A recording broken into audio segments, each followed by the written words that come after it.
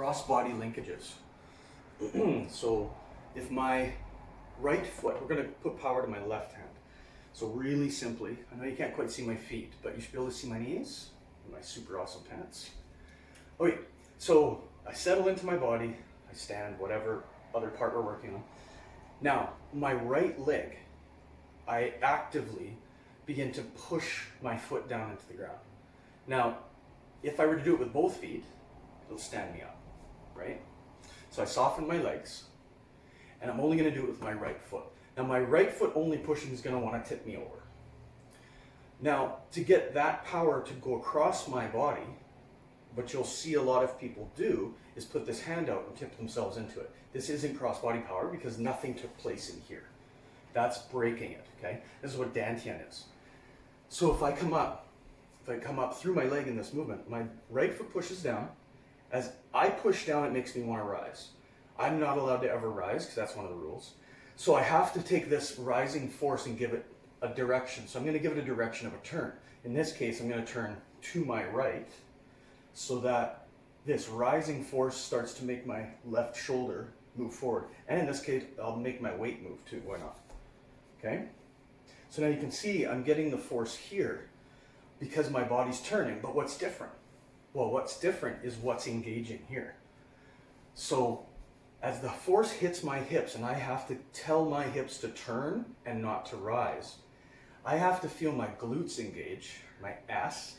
I have to feel my abdomen engage, and I have to feel especially my obliques engage. And engage doesn't mean tighten, it just means feel them, right? Touch them like with your mind as though you were like about to take your shirt off at the beach. So I push down, my body tries to rise. I take that inertia that I've given myself and I engage all of those muscle groups. So now when I make this turn, I start to feel my torso as a part of it. And as you get more and more comfortable with this, the engagement will allow you to even keep accelerating the force. Now, if I just put my shoulder back on task, you can see I'm not actually moving any faster. I don't know if you can tell, but I'm moving with a lot more force. And if I put my hand up, what I'm going to do instead of something very solid is I would let this accelerate. So even if I move slowly, if I keep my arm soft up at the top, you'll see that it starts firing my arm out.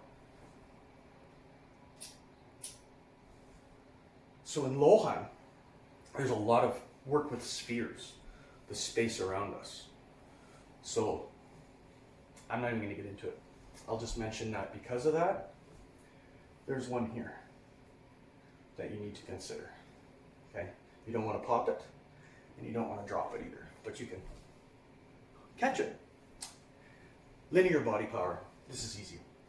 Linear body power is the same idea, but it's power going up your right side or up your left side rather than trying to cross.